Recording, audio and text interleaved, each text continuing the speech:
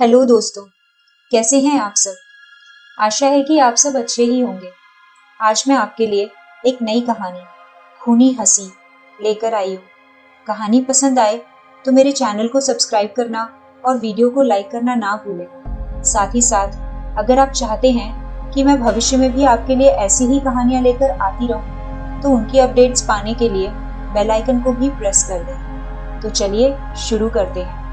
मेरे फोन के बजने की आवाज से मेरी आंख खुली। मैंने टेबल पर रखा हुआ अपना फोन उठाया। हेलो हेलो समीर, मैं अंजलि बोल रही हूँ। उसने एक शब्द भी नहीं बोला, मगर मुझे अंदाजा हो गया था कि वो क्या चाहती है। मगर मैंने फिर भी पूछा, क्या हुआ। मैंने और मेरे दोस्तों ने आज रात पार्टी के बारे में सोचा है, तो मैं सोच रही थी कि क्या तुम मेरी नाइट शिफ्ट कर लोगे। ठीक है, वैसे भी मुझे अपने रूम का किराया देने के लिए एक्स्ट्रा शिफ्ट करनी ही है। मैं अपने अपार्टमेंट की बिल्डिंग के पूल में एक लाइफ गार्ड के तौर पर काम करता हूँ। मुझे ये जॉब बहुत अच्छी लगती है। मेरे अपार्टमेंट की बाकी सब चीज़ों की तरह ही पूल का रखरखाव बहुत खराब तरीके से किया जाता है। पूल बिल्कुल बिल्डिंग के नीचे स्थित था। मैं लिफ्ट से नीचे उतरा और एक छोटे से गलियारे को पार करते हुए पुल तक पहुँच गया। मुझे वहाँ कोई लाइफ गार्ड दिखाई नहीं दिया, जबकि पुल को 24 घंटे निगरानी में रखने का आदेश दिया गया था, खास करके दिन के इस समय पर जब बहुत अधिक लोग नहाने के लिए आते थे। मैंने अपनी घड़ी देखी, उसमें शाम के 7 बज रहे थे। इस समय पर तो हमेशा काफी लोग रहते हैं, मगर आज क्या हो गया। मैंने सोचा कि अच्छा है, आज काम के समय भी आराम हो जाएगा। मैं वहां रखी हुई अपनी लाइफ गार्ड की कुर्सी पर गया और जाकर बैठ गया, मगर मुझे उस कुर्सी के अगले हिस्से में कुछ खून के दाग दिखे। मुझे लगा कि क्या पता कि मेरे पहले जो आदमी ड्यूटी पर था उसका किसी ऐसे बच्चे से पाला पड़ा होगा जिसकी नाक से खून बह रहा होगा, या कुछ और बात हुई होगी। इस बात से मुझे याद आया कि मुझे ये देख लेना चाहिए कि मेरे पहले कौन आदमी ड्यूटी पर था, क्योंकि अगर बॉस को पता लगेगा कि किसी ने अपनी शिफ्ट पूरी नहीं की है तो वह बहुत नाराज हो जाएंगे। मैंने देखा कि आखिरी आदमी जो ड्यूटी पर था वो आनंद था। मुझे हैरानी हुई, क्योंकि आनंद उन लोगों में से नहीं है जो बिना बताए अपनी ड्यूटी छोड़कर चल गए। पर अब इस बारे में कुछ किया नहीं जा सकता था। मैंने वहां पर रखे हुए रद्दी कागजों से कुर्सी को साफ किया, और क्योंकि कोई आदमी वहां पर नहाने को आया नहीं था तो मैं कुछ देर के लिए सो गया। मुझे पता ही नहीं चला कि मैं कितनी देर सोया हुआ था। फिर कुछ बच्चों के हंसने की आवाज सुनकर मेरी आंख खुली, मगर मुझे इतनी जोर की नींद आ रही थी कि मैं वापस सो गया। अगली बार मेरी नींद खुली तब एकदम सन्नाटा छाया हुआ था। मैंने अपने मोबाइल में समय देखा तो सुबह के 3 बज रहे थे। मैं 7 घंटे से सो रहा था। मुझे कुछ याद नहीं आ रहा था, सिवाय इस बात के कि मैंने कुछ बच्चों की आवाज सुनी थी। मगर मुझे ये सोचकर हैरानी हुई कि इतनी रात को कौन से बच्चे यहाँ पर आएंगे। मैंने उठकर देखा तो पूल में उस समय कोई बच्चा नहीं था। मैंने दोबारा सोने के लिए जैसे ही आंखें बंद की, मुझे अपनी कुर्सी के अगले हिस्से में खून दिखाई दिया, उसी जगह पर जहाँ पर मैंने पहले देखा था। मैं कसम खाकर कह सकता हूँ कि मैंने उस समय कुर्सी पर खून साफ किया था। मैंने उठकर देखा तो कुर्सी से पूल तक की जमीन गीली थी। मैंने सोचा कि क्या पता उन बच्चों की ही शरारत होगी। मैंने फिर से कुछ रद्दी कागजों की मदद से कुर्सी को साफ किया और उन कागजों को कूड़े के डब्बे में फेंक दिया। फेंकते समय मैंने ध्यान दिया तो उसमें वो पुराने रद्दी के कागज भी पड़े थे, जिससे मैंने पहले वो खून के धब्बे साफ किए थे। तो जब मैंने वो खून के धब्बे साफ किए थे तो ये नए खून के धब्बे कहाँ से आ गए। जरूर उन बच्चों ने ही कुछ किया होगा, मैंने सोचा। पर जब मैं वापस कुर्सी के पास गया तो उसमें खून लगा हुआ था। मुझे लगा कि इस बार तो बच्चों ने ये काम नहीं किया है। मैंने ऊपर देखा तो वहाँ ऊपर के पैनल से खून गिर रहा था। मैंने सोचा कि मुझे मैनेजमेंट को बताना चाहिए, पर उन्हें बताने का कोई फायदा नहीं होना था, क्योंकि उन्होंने तो कोई भी काम टाइम से ना करने की कसम खा रखी है। इसलिए मैंने अपने हाथों में दस्ताने पहने और खुद ही कुर्सी पर चढ़कर पैनल के अंदर झांकने लगा। वहां पर घुप अंधेरा था, इसलिए मुझे वहां पर कुछ भी दिखाई नहीं दे रहा था। मैंने अपने मोबाइल से रोशनी की तो मैं वहां के दृश्य को देखकर अवाक रह गया। वहां पर आनंद की लाश पड़ी हुई थी। उसका मुंह खुला हुआ था और उसके मुंह में से जीभ निकाल ली गई थी, और उसके चेहरे पर किसी के खून भरे हाथ का निशान था।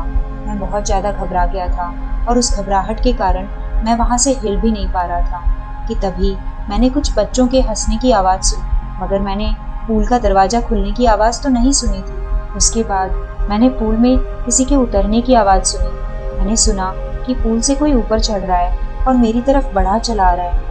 मैं नीचे देखने की हिम्मत नहीं जुटा पा रहा था। डर के मारे मेरी सांसें बहुत तेज हो गई थी कि तभी किसी के ठंडे हाथों ने मेरे पैरों को छुआ। अब मेरी घबराहट एकदम चरम सीमा पर पहुंच गई थी, जिसके कारण मैं वहां पर से गिरा और मेरा सिर वहां पर रखी टेबल से टकरा गया और मैं बेहोश हो गया।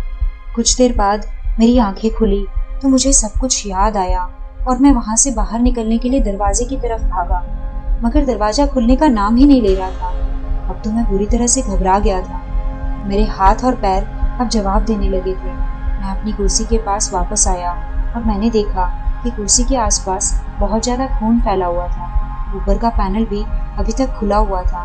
मैंने वहां पर लगी हुई घड़ी देखी तो उसमें सुबह के 7 बज रहे थे। इसका मतलब कि मेरी ड्यूटी 1 घंटा पहले ही खत्म हो गई। मुझे अचानक से उस फोन कॉल की याद आ गई, जिसके कारण आज मुझे ये ड्यूटी करनी पड़ी थी। इसी से मुझे याद आया कि मेरे पास तो मोबाइल भी है। मैंने अपना मोबाइल निकाल लिया और फोन मिलाने के लिए फोन खोलने की कोशिश की, मगर घबराहट में मेरे हाथ ही काम नहीं कर रहे थे। तभी मुझे अपने पीछे वही हंसी की आवाज फिर से सुनाई दी और पूल के पानी में कुछ हलचल की भी आवाज हुई। मैं पीछे मुड़कर बिल्कुल भी नहीं देखना चाह रहा था, मगर जिज्ञासा डर के ऊपर हावी हो गई। मैंने एक लंबी सांस ली और पीछे मुड़कर देखा। पूल बिल्कुल खाली था, मगर अभी भी उसमें से बच्चों के खेलने की आवाज आ रही थी। शुरुआत में तो पूल का पानी बिल्कुल शांत था, मगर धीरे धीरे पूल के बीचों बीच कुछ हलचल दिखने लगी। बच्चों की हंसी की आवाज तेज हो गई और पूल में हलचल और बढ़ गई। उनकी हंसी अब मेरे शरीर को दर्द का एहसास करा रही थी। ऐसा लग रहा था कि मेरा दिमाग मेरे शरीर को फाड़ कर बाहर आ जाएगा। पूल के पानी में हलचल और ज्यादा बढ़ गई थी और पूल में धीरे धीरे एक चक्रवात जैसा बनने लगा था। मैं वहां पर एकदम डरा हुआ सा खड़ा था कि अचानक से उस चक्रवात में से एक आकृति बाहर आने लगी थी। उस आकृति को शुरुआत में देखकर ऐसा लगा कि वो कोई बच्चा है, मगर फिर मुझे एहसास हुआ कि नहीं, ऐसी अजीब सी आकृति कोई इंसान कैसे हो सकती है, क्योंकि इंसान के शरीर जैसा कुछ भी उस आकृति में मौजूद नहीं था। वो आकृति बिल्कुल काली छाया जैसी प्रतीत हो रही थी। इतना सब हो ही रहा था कि अचानक से ही वो आकृति गायब हो गई और पूल ऐसे शांत हो गया जैसे कि वहां पर कुछ हुआ ही नहीं था। मैं बहुत देर तक भौचक्का सा वहां पर खड़ा रहा और जब मुझे होश आया तब मैं तुरंत दरवाजे की तरफ भागा। तभी दरवाजा अचानक से अपने आप खुल गया। क्या हुआ समीर, तुम इतने घबराए हुए से क्यों हो? अंजलि ने मुझसे पूछा। मेरे मुंह से शब्द बाहर ही नहीं निकल रहे थे। मैं बस उससे इतना ही बोल पाया कि तुम लेट हो गई हो। तो क्या हो गया, उससे तुम्हें ही फायदा हुआ, तुम्हें ज्यादा पैसे मिल जाएंगे। तभी उसका फोन बजने लगा। हेलो आनंद, क्या तुम मेरी सुबह की शिफ्ट ले लोगे? Okay, thank you. मैं भौचक्का सा रह गया। अंजलि आनंद से कैसे बात कर रही थी? मैंने तो अभी अभी उसकी लाश देखी थी। मैंने एक बार फिर पूल की तरफ देखा, मगर सब कुछ शांत लग रहा था, जैसे कि यहाँ कुछ हुआ ही ना हो। हाँ तो समीर, मैंने आनंद से बात कर ली है, वो अभी थोड़ी देर में आ रहा है, इसलिए मैं अब जा रही हूँ। तुम भी जाकर आराम कर लो। तुम्हें देखकर ऐसा लग रहा है कि जैसे तुमने किसी भूत को देख लिया है। मैंने भी अपना सिर हिलाया और बाहर जाने के लिए दरवाजा खोला कि मुझे सामने से आनंद आता हुआ दिखाई दिया। हेलो समीर, कैसे हो? उसके शब्द सुनकर मुझे थोड़ा सुकून मिला और मैंने कहा, बस बढ़िया हूँ। उसके बाद मैं सीधा अपने अपार्टमेंट में गया और अपना मोबाइल साइलेंट पर करके लेट गया। मुझे लगा कि मैंने कोई बहुत भयावह सपना देखा होगा। कुछ ही देर में मुझे नींद आ गई। लगभग 8 घंटे बाद जब मैं उठा तो मैंने देखा कि मेरे फोन पर बहुत सारे मिस्ड कॉल्स हैं और मैसेज पड़े हुए थे। क्योंकि मेरा फोन साइलेंट पर था इसलिए मुझे कुछ पता नहीं चला। मैंने फोन खोलकर देखा तो उसमें आनंद के 5 मैसेज आए हुए थे।